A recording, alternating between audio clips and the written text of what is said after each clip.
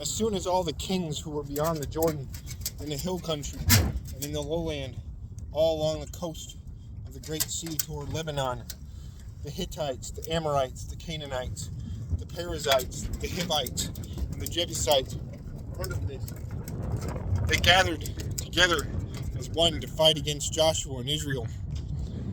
But when the inhabitants of Gibeon heard what Joshua had done to Jericho and to Ai, they on their part acted with cunning and went and made ready provisions and took worn-out sacks for their donkeys and wineskins, worn out and torn and mended, with worn-out patched sandals on their feet and worn-out clothes, and all their provisions were dry and crumbly. And they went to Joshua in the camp at Gilgal and said to him and to the men of Israel, "We have come from a distant country, so now make a covenant with us." But the men of Israel said to the Hivites, "Perhaps you live among us.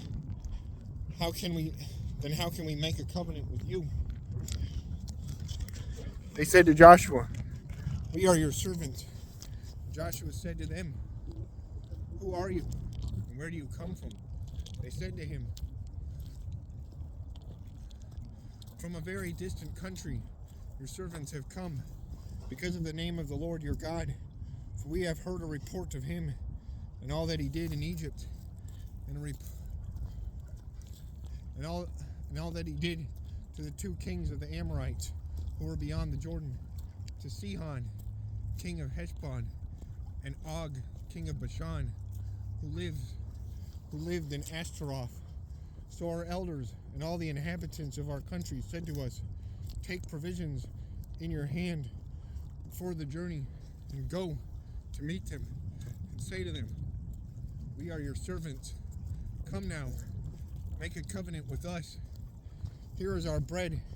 It was still warm when we took it from our houses as our food for the journey on the day we set out to come to you.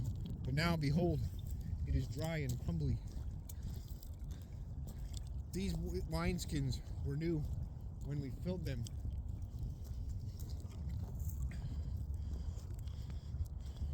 And behold, they have burst, and these garments and sandals of ours are worn out from the very long journey. So the men took some of their provisions, but did not counsel from the Lord. Joshua made peace with them, made a covenant with them, to let them live, and the leaders of the congregation swore to them.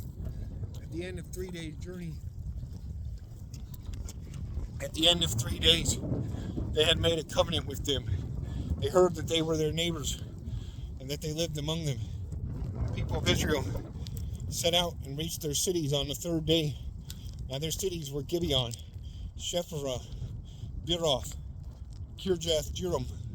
But the people of Israel did not attack them, because the leaders of the congregation had sworn to them by the Lord, the God of Israel. Then all the congregation murmured against the leaders. But all the leaders said to all the congregation, "We have sworn to them by the Lord, the God of Israel. Now we may not touch them. This we will do to them. Let them live, lest wrath be upon us, because of the oath that we swore to them. And the leaders said to them, Let them live. So they became cutters of wood and drawers of water for all the congregation, just as the leaders had said of them. Joshua summoned them, and he said to them, Why did you deceive us, saying, We are very far from you, when you dwell among us? Now therefore, you are cursed. Some of you shall never be anything but servants, cutters of wood, and drawers of water for the house of my God. They answered Joshua, Because it was told to your servants for a certainty that the Lord your God had commanded his servant Moses to give you all the land, to destroy all the inhabitants of the land from before you. So we feared greatly for our lives because of you, and did this thing. And now behold, we are in your hand. Whatever seems good and right in your sight to do to us, do it. So he did this to them, and delivered them out of the hand of the people of Israel, and they did not kill them.